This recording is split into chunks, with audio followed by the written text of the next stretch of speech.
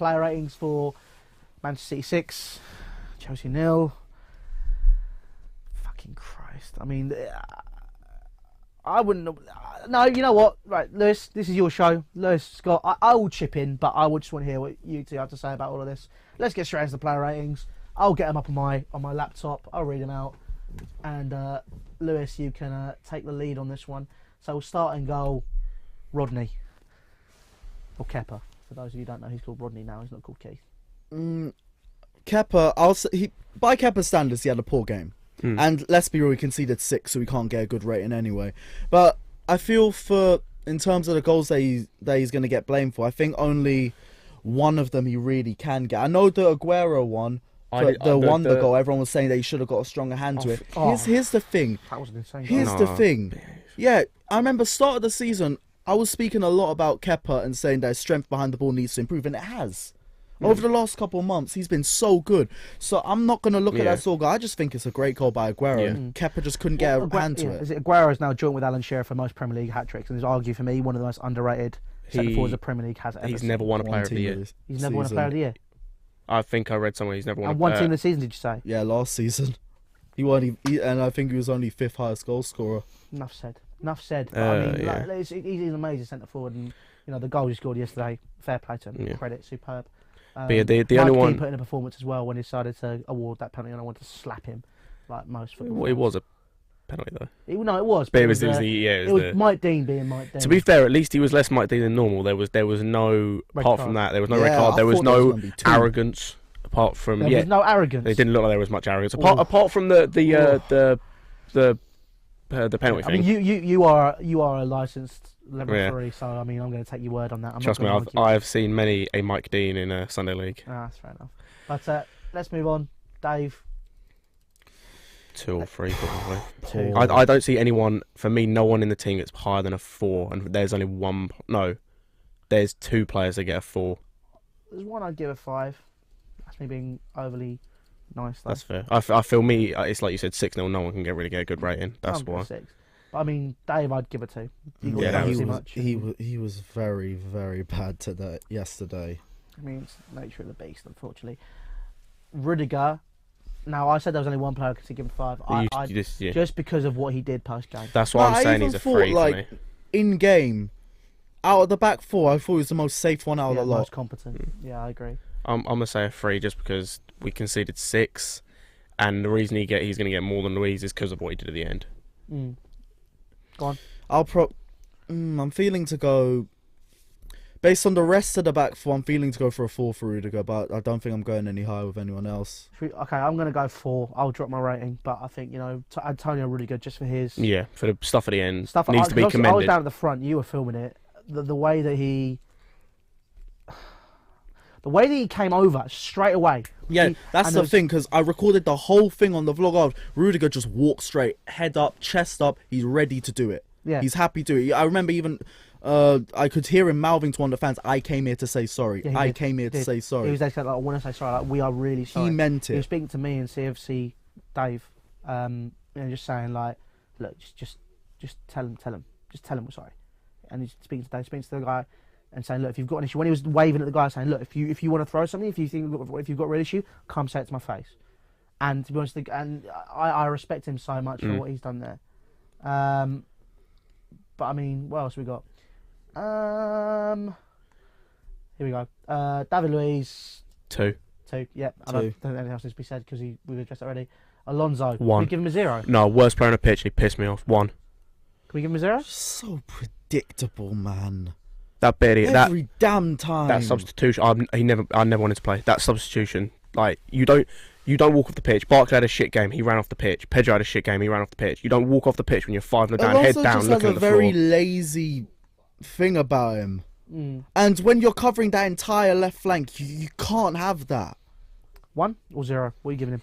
I'm giving a 1 because a 0. You can't really rate someone a 0. You've got to give him a rating. He walked off the pitch. Only player I've given arrogance. He's predictable. He's slow. He doesn't fit the system. He is lazy. It almost seems like he doesn't care. Yeah. I say 1 just because I feel like you can't give a 0. Like I don't think you can give a 0 to a player, but if you can, then 0. You know, If you can, then 0. I'm very harsh on that type of stuff, and this is why me and Lewis balance out quite well. Only player I've given a 0 was Bakayoko against Watford, I think. So I'm gonna give Alonso a 1.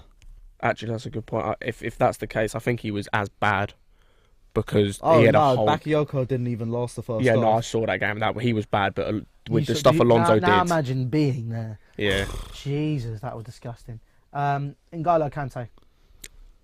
He's one of the 2 players I'm going to give a 4. 4? Because he can't do. He tries to do everything for the other 2 midfielders. He's like Rudiger in terms of what I said earlier about he has to compensate for the other 2 midfielders in a game like this. And as much as he can do, he can't do everything. And he works his hardest all the time. So yeah, 4 for me. When the system falls apart like that and you got a player like Kante, he's just going to keep trying to get the ball. 4. And I feel with the way that we all fell apart, and at least with Kante trying, I'd give him a 3. 3? Yeah. Based on the fact that the system fell apart and it contributed to him having a poorer game. I thought, again, Kante was the most professional one out of a lot of them. Him and I've never really Oh, gone no. through all that. Kante was professional. But I felt like as the game continued, he started to take the game more for himself, and I feel like that contributed to us failing a little bit more. Not saying anything against Kante, at least he was trying. But I'm talking about as the game, I'd probably give him a 3. Yeah, I'd say 3. We'll give you I can understand why he's giving a 3. So we'll go 3 for that. Can I just give the Jorginho rating? Can we move on? I was going to say 1. Yeah. 1 couldn't do anything. Cool, let's move on. Ross Barkley, 1. Move on, don't need to say anything else. Pedro. 2. Didn't really give a lot going forward, to be honest. Higuain. He's the other one I'm giving a 4 because he had next to nothing to work with, but still made those runs and he worked hard going forward. He's dealing with, in my opinion, one of the best centre backs in the league and also a very other good centre back. And he had not a lot to work with and still put in a shift. I might be a bit harsh here. I'm going to go for a 3, but it's only because one of his clearances did end up leading to one of the goals. Yeah, that's fair.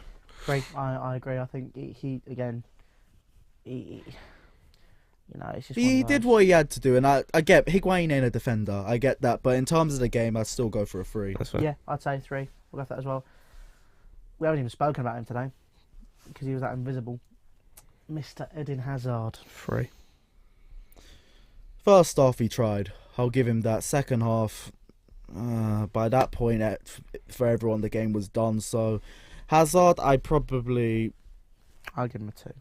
I'm thinking 2-2. 2-2. 2. 2-2-2-2. Wish it was 2-2. Same. 2. Yeah, I'm giving a 3. 3. I'm gonna go. Just because I don't think he was as bad as people like Pedro, David Luiz, Aspi, etc. I agree. I didn't think he was as bad, but I thought to an extent he was as ineffective. Yeah, I'm gonna say 2.